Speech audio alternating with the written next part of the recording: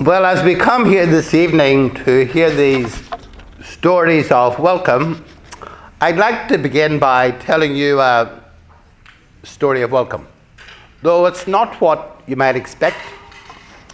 It happened in very cold November morning in 2018, and I went to northern France to meet some migrants, refugees, who were hoping to make their way across the channel. And I was with a group, Secours Catholique, who their custom was to take hot drinks to the places where they knew these refugees were assembling. So we made our way to a particular place. It was a clearing in a little woods, very cold morning. And these young men, most of them from Eritrea, South Sudan, in very light clothing, had built a little fire from twigs and branches that had fallen from the trees. And there they were, huddled around, having slept out in the cold all night long. And we made our way to them. And as we approached, they got up and they motioned to us and they said, come and sit by the fire. We had slept in a warm bed all night. They had slept in the woods, and they rose and they gave us their place beside the fire. It was an experience that teaches a lot. They had nothing, they had lost everything, but they had not lost the capacity for hospitality and compassion. In March of this year, I had the opportunity to visit Napier Barracks in Folkestone. I accompanied the papal nuncio. And we went around the barracks. I must say we were very well received. And we listened to several accounts of treacherous journeys across the Mediterranean and across the English Channel in little dinghies. And the nuncio asked one of the young men a very open-ended question: what would you like? And his answer was, I would like to see my mother. Through such encounters is what we're speaking about this evening, minds are opened. And it is seen that refugees, migrants, asylum seekers are like ourselves. They have all the human qualities of understanding and emotions, but the common experience of many refugees is that they mean nothing to anyone, of being dehumanized. Welcoming the stranger is integral to the Christian faith. It's not an add-on. Welcoming and supporting refugees is derived from what we believe, our faith. We believe we are made in the image and likeness of God, and therefore human beings have an infinite worth. Attitudes which undermine the value of anyone need to be challenged. And unfortunately, as we know, these attitudes towards migrants, refugees, and asylum seekers can be enshrined in policies. And anything that impinges upon the humanity of refugees has to be resisted. In the theological approach, the human issue must always be kept at the center, because each human being has a dignity, regardless of their citizenship, visa status, or mode of arrival. Human rights and human dignity must be respected. It always takes priority, even before the national interest. Whether one is aware or not, Christ has, in some way, united himself to every person. He identifies himself as the one to be cared for in that well-known passage about the Last Judgment, Matthew 25.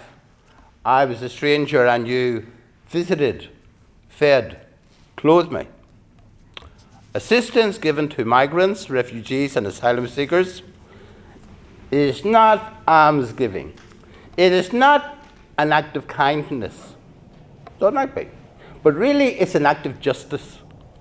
Solidarity with the most vulnerable comes from believing that we are all fellow members of one human family, and our resources have to be shared.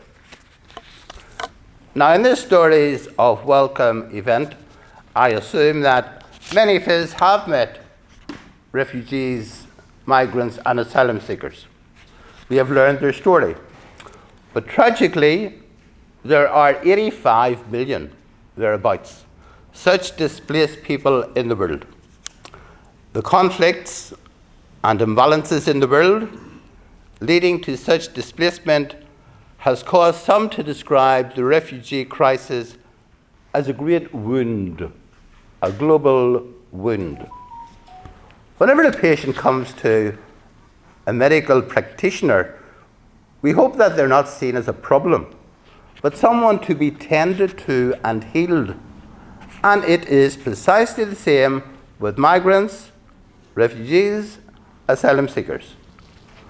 Welcoming them is to participate in their healing, to participate in the healing process. Otherwise, they're just looked upon as a problem. In listening to migrants and refugees, we believe we are listening to God Himself. And Pope Francis, we know, when addressing the issue of migrants and refugees, often in the same breath speaks the parable of the Good Samaritan. When someone is injured, they will remain injured unless someone is willing to go to their aid. And of course, it is very important to understand the reasons for migration. War, natural calamities, persecution, and discrimination of every kind deprive millions of their homes, employment, family, and homeland. And it is important also to acknowledge that we are not entirely blameless. Our contribution to the climate emergency results in droughts, disasters, and displacements thousands of miles away. Pope Francis says, the cry of the poor and the cry of the earth are the same thing. Humanity, we know, is interconnected, and so decisions and actions made in one part of the world affect those far away. And as for war, well, war is waged with weapons. Who supplied the weapons? The truth and reality of the situation needs to be presented, and that is our duty. And that means challenging the rhetoric of those opposed to migration and assisting refugees. In recent months, we know those concerned about the issue of migrants and refugees in this country have also been very concerned about the law, particularly the Nationality and Borders Bill now Act. The purpose of the law is to serve justice and mercy. When the law inflicts trauma, stress, and suffering on asylum seekers through indefinite detention and now deportation, it isn't upholding justice and mercy. The suffering of those who are already victims is compounded. What are national borders for? What is their purpose? They are for the protection of people. But today we see them used for the exclusion of people seeking protection. Nations do have a right to regulate migration across their borders, but alongside that right is the duty to protect and help those fleeing poverty and persecution and provide what is needed to live a dignified life. To banish them for seeking protection is wrong. We always have to keep in mind that to seek asylum is not illegal.